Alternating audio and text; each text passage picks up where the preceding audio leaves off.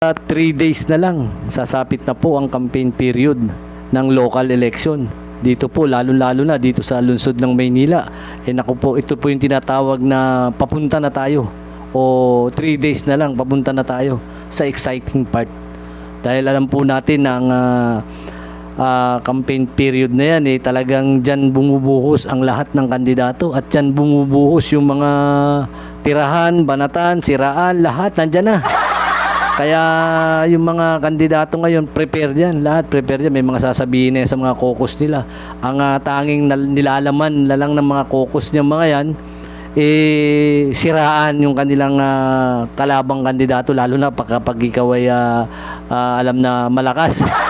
Naku po, kawawa kapag tutulungan kanya mga yan at talagang sisiraan ka hanggang sa madown ka tulad na itong ginagawa nila kay Isko Moreno, na talagang mapasa hanggang ngayon bukod sa tinitira na ng mga vlogger na mga walang alam at yung mga post ng mga trolls na kung ano-ano mga post, talagang isa lang ang kanilang gusto, yung siraan. Hindi nga natin makikita o marinig ang kanilang mga plataforma di gobyerno. Yung mga plataforma nila na gagawin nila sakaling sila ay manalo. Di ba dapat ayan ang inuuna natin, yung mga plataforma natin. Hindi yung paano kayo iboboto ng mga tao. Di ba? Paano iboboto? Ang isang kandidato walang lamang walang ibang laman ang kanyang mga sinasabi kundi puros paninira. Di ba lalo na itong isang kalaban ni Isko na yung utang lagi ang kanyang binubungad. Di ba? Galit na galit, di ba? Parang hindi natin alam kung anong nangyayari dito. Di ba yung kilala nyo naman itong katunggali ni Isko na talagang walang bukang bibig na sabihin kundi yung mga utang. Kaya nga sinasabi ko rito, dapat iniisip niya rin kung saan dinala yung utang. Dati bilib na bilib kay Isko to, kaya nga nag-donate ito kay Isko Dahil binibiliban niya tong si Isko na talagang napakaganda, napakagaling, kung purihin niya rin to Di ba nag-donate pa to, ang dami niyang dinonate kay Isko nung panahon ng pandemic, di ba? Nakita natin, di ba? Yung mga ginawa ni Isko. Ayun ang biniliban ng mga tao sa kanya. Tingnan mo, lahat ng mga nagdo-donate sa kanya, pagkatapos mag-donate sa kanya, tatakbo sa eleksyon. Di ba? Tapos ngayon, kung ano-ano na ang mga pinagsasabi, may mga vlogger pa siya. Di ba? Kilala niyo ba itong tinutukoy ko? Na yung mga vlogger niya ngak-ngak ng ngak-ngak na wala namang mga alam. Alam niyo po kasi yung mga kandidatong ganyan na walang ibang lumalabas sa kanyang bibig, puro mga paninira at puro totoo naman talaga na nangutang itong si Isko. Nangutang naman talaga to. Saan ba napunta? Bakit hindi nyo binabanggit yung mga pinagdalhan dun sa mga inutang? Lagi kong sinasabi yan, pero nakapokus kayo sa utang. Ano yun, yung inutang ni Isko sa kanya lang? Dapat sinisisi nyo rin si Mayora Ayaw nila sisisi si Mayora Kasi nasa number 3, number 4 na ata ngayon sa survey. Kaya talagang itong si Isko ang binabakbakan nila. Parang si Isko ba yung incumbent? Parang siya yung nakaupo. Di ba? Hindi ka ubra yan kasi hindi nga nakaupo si Isko. Di ba? Kayo naman pala. Kayo naman masyado kayong mabatiko sa isang tao. Kung kayo'y batikusin, magugustuhan nyo po kaya. Di ba, ang gawin na lang natin, mga kampanya kayo, bumawi kayo ngayon kasi walang laman yung mga nakaraan past na pakikipag-usap nyo sa mga Manileño. Walang laman yung mga sinasabi ninyo. Ang sinasabi nyo lang, puro utang. Hindi natin makita na marinig sa inyo. Marinig man natin, kasunod, siraan ulit. Di ba? Yung mga ginagawa natin na maganda, yung mga ginawa natin na pwede natin ipagmalaki sa mga Manileño, wala tayong naririnig na ganyan sa inyo Kaya yung mga Manileño nagsasawa kasi yung utang na sinasabi niyo, nakaraan pa yan. Issue na yan, nakaraan pa. Kung talagang totoo yan, sana nakulong na to si Isko. Di ba? Ngayon ginagawa natin ng pinaka pinalalaban natin. Meron pa nga tayong sinasabi na Manila is not for sale. Sino po ba nagsabi na for sale ang lungsod ng Maynila? Di ba? Kayo po kaya ang umupo nung panahon ng COVID, kaya nyo po bang gawin yung mga ginawa ni Isko Moreno?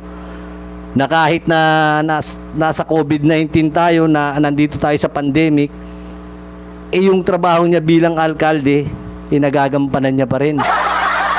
Di ba? Trabaho niya, doon na siya sa City Hall natutulog, nakikita niyo ba? Yung may isang vlogger nga na na binabati ko si Isko ngayon. Dati kulang na lang umiyak eh. Di ba dahil nakita niya si Isko na doon na mismo sa Manila City Hall natutulog, hindi na niya mabdalaw ang kanyang pamilya. Di ba biniliban ng buong Pilipinas yan, di ba hinangaan si Isko. Di ba mas lalo pa kung nanalong presidente yan. Di ba yung ginawa niya sa Maynila, baka ngayon ang Maynila, naku, wow. Di ba? Ngayon ang ginagawa kasi ng mga ilang kandidato, binibira nila si Isko ng talagang dinadown nila. Kung ano yung maisipan nila, iyon ang sinasabi nila at isinisira nila. Puro na lang ganun, paulit-ulit na lang. Wala na tayong ibang narinig, puro utang, puro benta. Ayan na lang ang naririnig natin sa kanila, wala nang iba. Yung mga plataforma di gobyerno nila, wala na. Hindi na naririnig ng mga Manileño. Di ba paano iboboto yung mga ganyan? Di ba? Hindi kailangan iboto yung mga tao na puro paninira lang ang laman ng talumpati niya. Di ba? Kasi kung puro paninira lang ang sasabihin natin sa katunggali natin, nako. Malabo pa sa sabaw ng pusit na kayo'y manalo. Tulad ngayon, nag-ano na sila ng susunod na mayor ng Maynila. So, hindi nga kayo umaabot sa kalahati eh. Nakita niyo yung survey ngayon, 74% pa rin si Isko. Ilang araw na lang eleksyon na. Paano niyo mahahabol niya kung puro kayo paninira? Hindi ba baguhin natin ang ating strategy? Kasi yung strategy natin, nag-focus tayo sa isang bagay. Dapat inalam natin yung gusto sa panlasa ng mga Manileño. Ang ginawa natin, siniraan si Isko. Alam nyo naman, dito sa Maynila, talagang ito, solid Isko dito. Di ba? Kahit anong gawin natin paninira, si Isko ay napakaraming natulungan dito sa lungsod ng Maynila. Mapasa hanggang ngayon, nakita nyo po, di ba? Kulang na lang, isabayan niya yung mga bumbero sa mga sunog. Di ba? Kayo, yung mga kalaban ni Yorme ngayon, dyan sa lungsod ng Maynila, kapag may nasusunugan, nakikita po ba kayo kagad? Di ba? Halos nga, hindi kayo makita eh. Ewan ko kung wala pa ako napansin eh. Yung nagbibigay ng bigas. Pero hindi po kailangan niya. Tama yung sinabi ng ilan na hindi kailangan ng mga bigas, hindi kailangan ng mga nasunugan.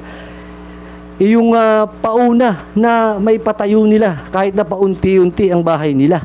Hindi yung bibigay ka na, meron na sila niyan. Di ba? Hindi natin kayang kunin ang mga Manileño sa mga bigas. Di ba? Yan ang katotohanan dyan. Kukunin mo ako, botante ako, kukunin mo ako sa Manileño, tapos bigas. Kukunin ko yung bigas mo, pero hindi ikaw yung boboto ko. Ganun lang kasimple yun. Kaya huwag tayo mag-assume na tayo na ang bagong mayor ng lungsod ng Maynila. Huwag natin patawanin ang mga Manileño sa mga pinagsasabi natin. Kung meron mga fake news, yan yung pinaka-fake news. Kasi alam nyo, yung mga ganyan tao, yan yung mga tao na maraming tinatago.